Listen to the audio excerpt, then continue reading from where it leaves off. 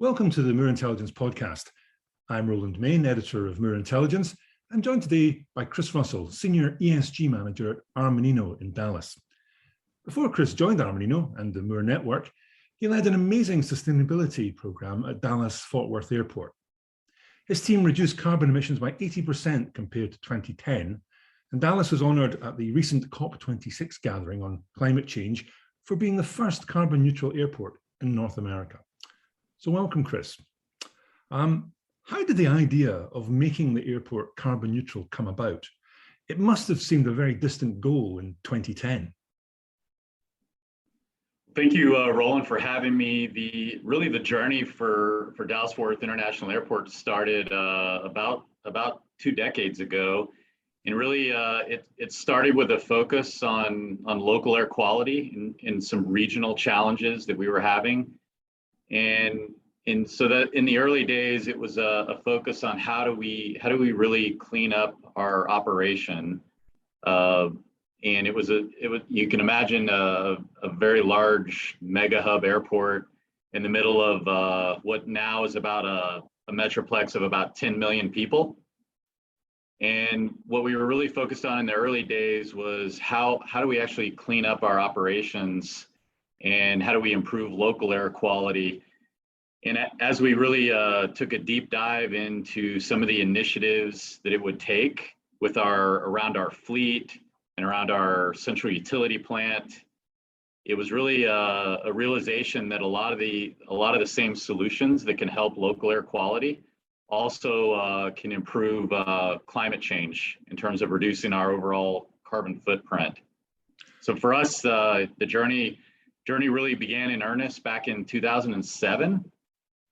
And it started out very much in the early days in a curiosity and a measurement phase where we were really taking a very close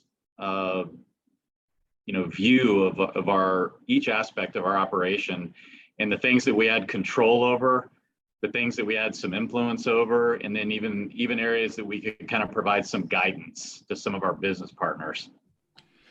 And what exactly do you do to make an airport green? What's actually involved? Well, so you can think about an airport as it's really this mobility hub for a city, and for us, that what we looked at is really how do we move people and how do we move cargo in and out of the airport from the city centers, as well as our focus on what was happening on the air side with the aircraft. And at an airport the size of DFW, you can imagine there's many, there's all manner of buses and vehicles, deliveries that are happening, and it's 24/7 operation. And so one of the unique aspects of an airport is it never really shuts down. There's really no downtime. And so there's a lot of opportunities for efficiency and how to move, whether it's passenger vehicles arriving, whether it's cargo vehicles, whether it's aircraft. There's lots of opportunities. And what we focused on in the early days was a lot of efficiency gains. And just to give one practical example, there was a network of rental car centers scattered around the airport. And this is actually fairly common amongst many airports in the world. And what we did is we actually consolidated all of those rental car facilities into one consolidated center. And that actually resulted in taking about half of the buses off the road that were needed to move people to all of the separate rental car centers. So we were able to reduce the fleet size. And then we were able to really focus on a really direct and efficient route to the terminals. So we really accomplished some great efficiency in just consolidating what was a really big part of the operation. And what impact did the process have on the financial position of the airport? I imagine there were some big upfront investments. Yeah, absolutely. So what we actually learned in going from, I mentioned the early days of kind of a focus on efficiency and how to do things in a way that really can can result in some improvements in customer service, as well as reducing our overall use of fuel or electricity. So what we realized is as we were doing some of these efficiency initiatives, those actually had very practical and real cost savings. And to give an example of that, so we were in the early days, we transitioned from diesel buses to compressed natural gas, and we actually saved costs by switching to a cleaner fuel.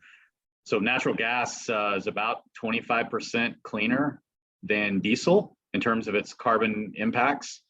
And so right there with the fuel switch, we actually improved some of our overall fuel costs.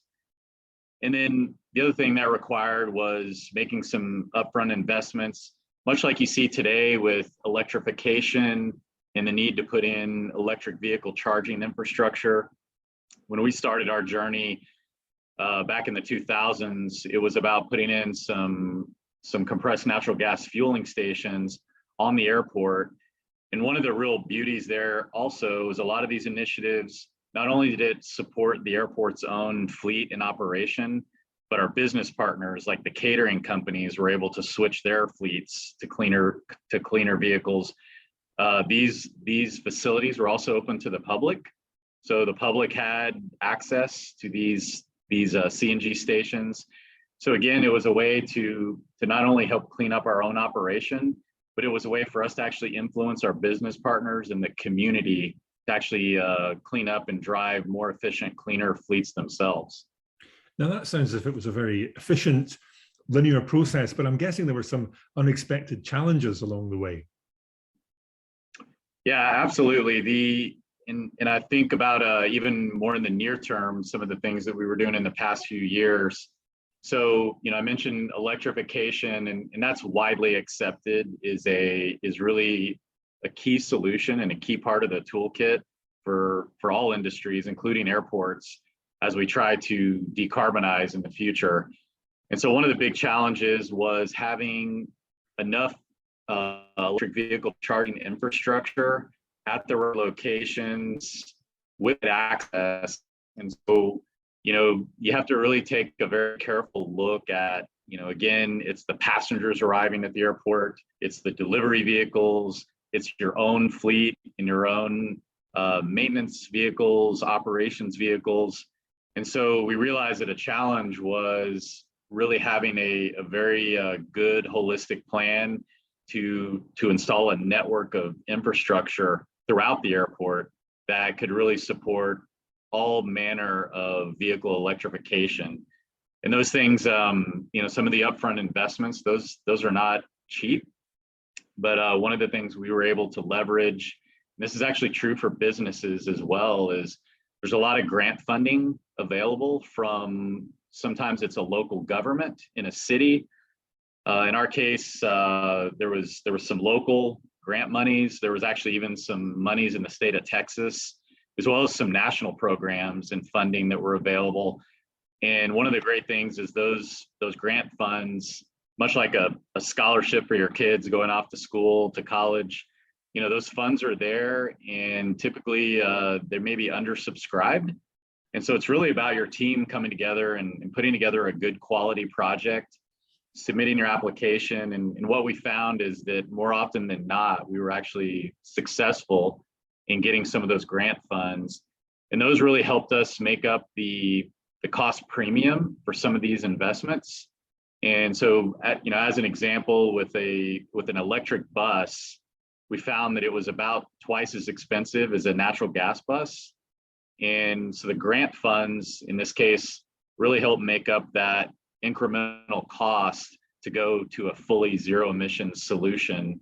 And so that was kind of a part of the portfolio of solutions we were looking at is, we had to make the upfront investments in order to then bring in the equipment that can run on this new kind of cleaner environment, as well as trying to ensure we could get a good return on investment for those big upfront capital costs.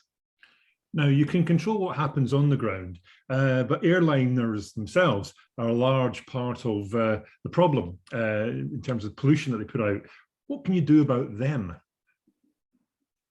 Yeah, so that's a really big challenge for a facility like an airport, this big mobility hub for a community, is that you have this this whole part of your operation that's really controlled by, in this case, government, that controls all the routing in the air, and really they work directly with the airlines on all those flight paths.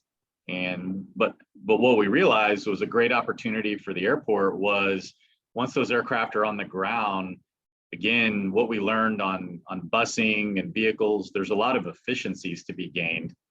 And so one of the things we did was we actually partnered with the airlines, and we ensured that at every parking position at the airport, there was actually electrification and what we call preconditioned air that could be supplied to the aircraft. And what that allowed is that those aircraft could park, and while passengers were boarding or deplaning, that gate electrification technology, that actually allowed the airplane to shut off its engines while it was there on the ground. So avoiding all the idling, much like you see in car parks and in other areas around cities, where if you can really do initiatives that can shut down idling vehicles, or in this case, idling aircraft, there's some really tremendous cost savings for the airlines in this case, and then some really big reduction in emissions. And kind of back to what I mentioned in the beginning, not only was this great for our climate action plan, but this is also great for local air quality, because all these initiatives to reduce fuel use, become more efficient, was also reducing the amount of local air pollution. And so improving it for the workers on the ground, improving it for the communities in which the airport served.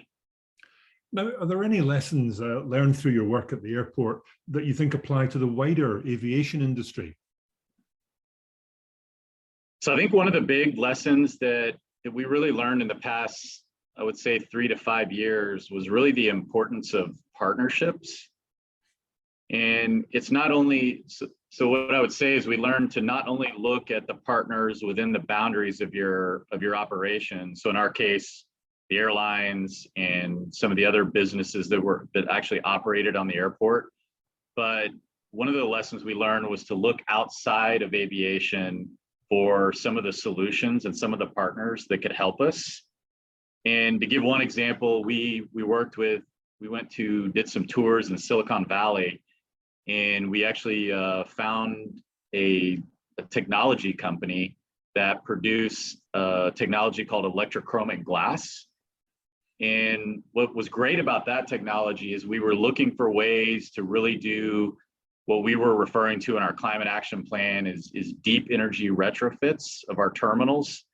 And so this solution would be applicable to really any office building, any other structure that has a lot of windows, like an airport terminal. And what we identified is that we could install this electrochromic glass, and that would actually prevent heat gain from coming into the terminal and reduce our need for heating and cooling. And so in our case, heating was provided by natural gas. And so that was a way to, ultimately result in reducing our overall need of heating and natural gas emissions from our central utility plant. It also made, again, kind of going back to this holistic approach, it provided a more comfortable environment. It reduced costs by reducing overall energy use in the terminals. And so again, that was a lesson we learned, which was don't just look within your industry for the solutions you need, but look outside of your industry for partners that can really help you in your journey of decarbonization, which truly is a way to transform how you've operated to that point. That, I suppose, brings me neatly to your new role at Armino. How do you hope to promote the ESG agenda there, and what response are you getting? So I'm really excited about this new role with Armanino. We work with so many industries throughout so many different geographies, and one of the things I really learned in some of the leaders that I've looked up to really throughout the world that operate on sustainability, and some of those leaders, and what we learned even at DFW Airport is really the way to be successful with sustainability is you actually need to integrate your plan into your overall strategic plan for your business. So the wrong approach would be actually to go through and create something that is a separate standalone plan that you sort of carve out a section of your business to be in charge of. The right approach is actually to integrate that into your overall business strategic plan. And so what I'm excited about in this new role at Armanino is we're working with clients to, assess their current state, where they're at today. The reality is a lot of businesses have been doing some really great environmental and social programs, and maybe they're not telling their story. So part of it is assessing and helping our clients assess where they're currently at in their sustainability journey, and make sure they're able to actually tell their story in a verifiable way that really supports not only their plans for their business growth, but also really the key interests of their stakeholders. And so stakeholders in this case, these stakeholders could be employees, so the ability to attract and retain talent is, I think, a key value to a business, and really applying this strategic approach for ESG. It could be your business partners. One of the things we discovered at DFW was as we became a certified carbon neutral airport, as we set ambitious goals to be net zero by the end of the decade, we actually had business partners coming to us, like Coca-Cola was an example, that really saw what we were doing and wanted to partner because they had their own goals. And so we were looking for ways to align on sustainability initiatives. And so really it's a way to attract maybe even new business partners that you hadn't thought of to really help you in your own operation. And again, that was one of the key lessons, is that this takes partnerships at scale to really be successful. And so I'm excited to be working on this new ESG practice for Armanino, and again, looking for solutions across various industry types and taking the best of those solutions and providing these big strategic roadmaps to really get our clients to where they want to be and help them progress in their journey. And we certainly see ESG is a continuous improvement. It's a journey. It's not a destination. It's not a plaque or a trophy you hang on a wall. It's really about continuous improvement. And the term that I think best illustrates it is, this is about stakeholder capitalism and making sure that the business is growing in a way that has positive environmental impacts. Well, Kris, congratulations on being honored at COP26. And thank you very much for sharing your fascinating insight. Thank you very much, Roland. It was a pleasure to be with you today.